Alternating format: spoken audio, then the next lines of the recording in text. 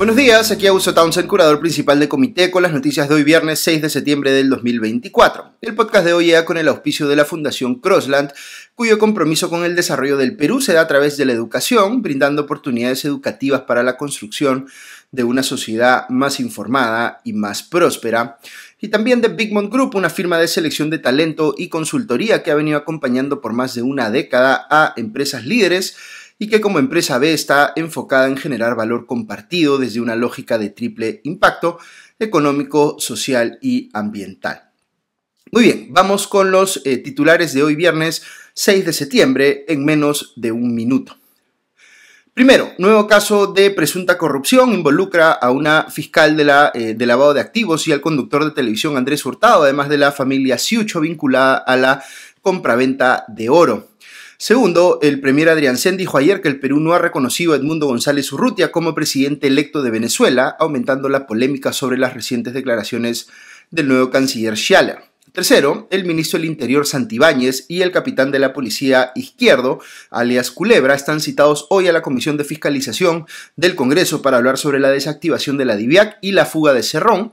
Cuarto, Vladimir Cerrón ha presentado un recurso de casación para que le levanten la inhabilitación que tiene por el caso conocido como La Oroya. Y quinto, el premier Adrián Sen y el ministro de Economía Arista sustentaron ayer un aumento de 4.6% en el presupuesto del año 2025, pese al déficit fiscal. Ahora sí, vamos con el análisis de cada una de estas noticias. Va la primera.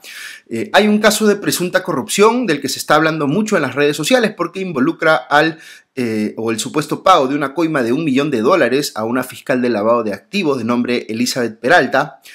Involucra también al conductor de televisión Andrés Hurtado, también conocido como Chibolín, quien habría presuntamente actuado como intermediario de esta coima, a la familia Ciucho Neira, que está investigada por lavado de activos desde años atrás, y uno de cuyos integrantes está además implicado como testigo en las investigaciones contra el hermano de la presidenta Nicanor Boluarte, y fue sospechosamente secuestrado, supuestamente para silenciarlo. Y los Miu Lei, también vinculados a la venta de oro presuntamente ilegal, que son familiares de los Ciucho. Este es un caso bien enrevesado, del que seguramente van a escuchar más en los siguientes días, porque además la presencia de Andrés Hurtado le da un componente de notoriedad, así como el hecho de que uno de los Ciucho, Roberto, es futbolista profesional y su hermana, Ana, está casada con el jugador de la selección Edison Flores.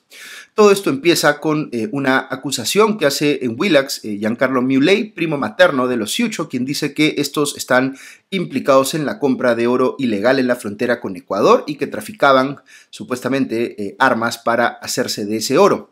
Como les comentaba antes, los Ciucho están investigados por lavado de activos, por sus operaciones de compra y venta de oro en Piura. Miu Lei también acusa al padre de los Ciucho de tráfico de terrenos.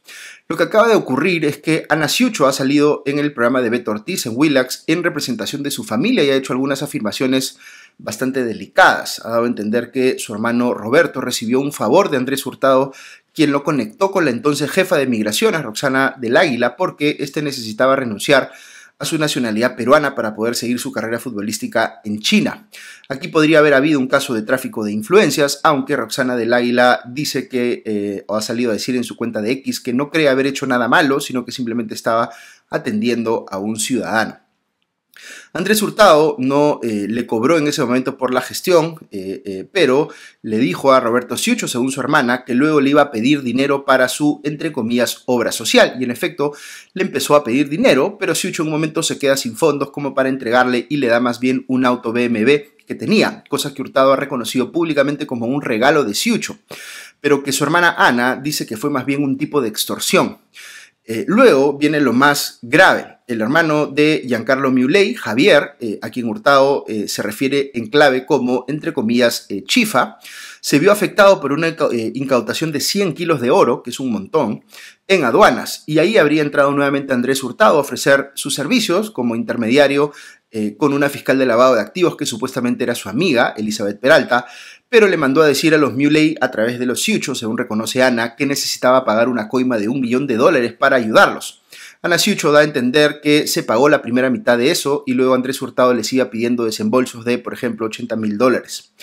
Al poco tiempo, la confiscación de esos 100 kilos de oro se levantó y le devolvieron a Javier Miu Lei su cargamento, lo que se podría entender pues como que la supuesta coima dio resultado.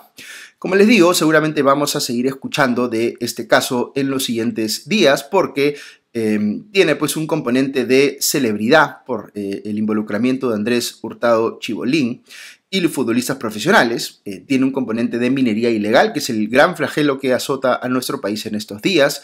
Tiene un componente de potencial corrupción en la fiscalía y tiene un componente de vinculación con las investigaciones contra el hermano de la presidenta Nicanor Boluarte.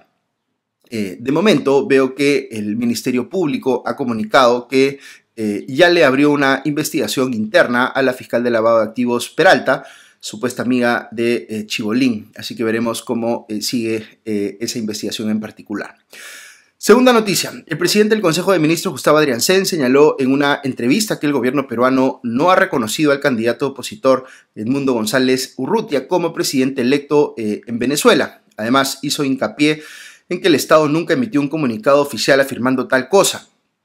Esta declaración sorprendió a más de uno, ya que unos días después de la elección presidencial venezolana, el 28 de julio pasado, el entonces canciller Javier González Olaechea dijo que el Perú consideraba a González Urrutia como presidente electo de Venezuela.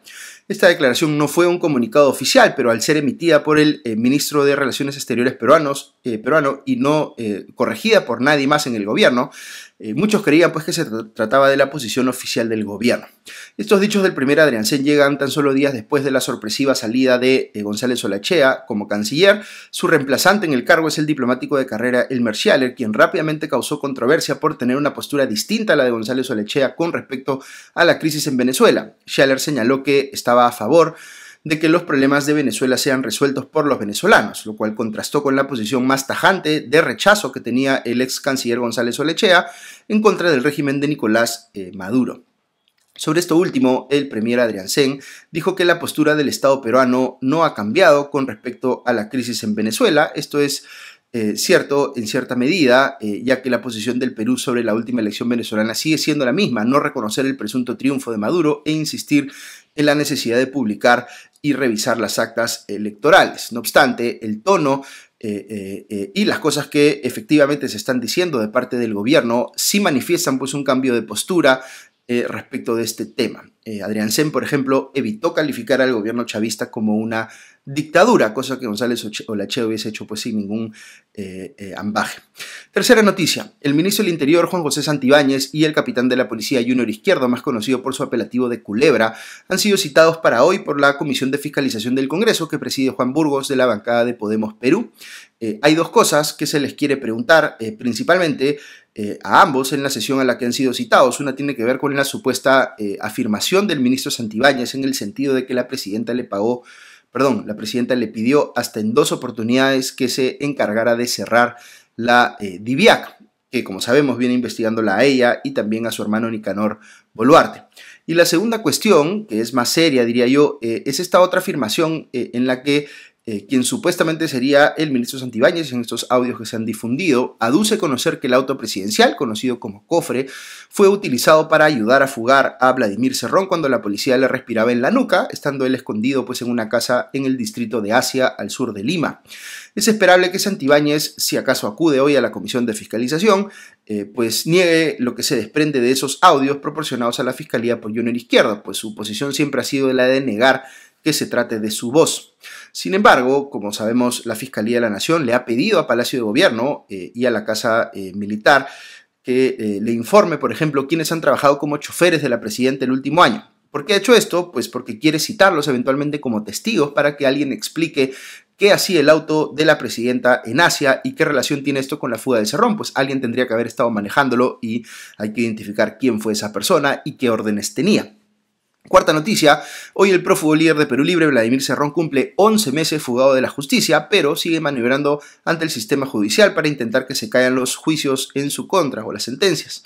Por ejemplo, ha presentado un recurso de casación ante la Corte Suprema para buscar anular la inhabilitación en su contra, que por un lado le impide postular un cargo de elección pública y por otro le prohíbe contratar con el Estado, según reporta el diario El Comercio, en el caso conocido como La Oroya. Esta inhabilitación fue convalidada por la Corte Superior de Junín Junín.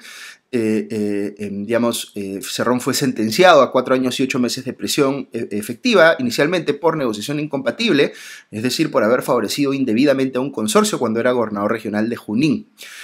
Aquí cabe precisar, sin embargo, que aun si a Cerrón le fueran a levantar esta inhabilitación, igual no podría ser candidato a un cargo de elección popular porque estaría vigente su condena y en la Constitución es muy claro que los condenados están impedidos de postular.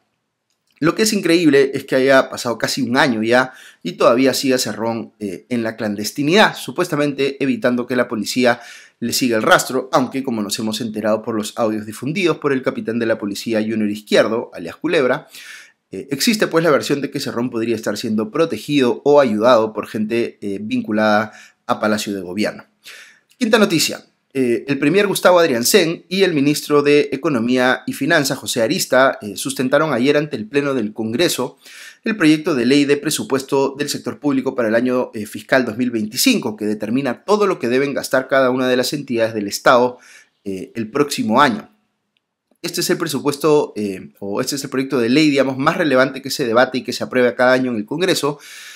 Y excepto la cifra total de recursos disponibles, casi todo lo demás puede ser modificado por la Comisión de Presupuesto del Parlamento, presidida este año por Lady Camones de Alianza para el Progreso.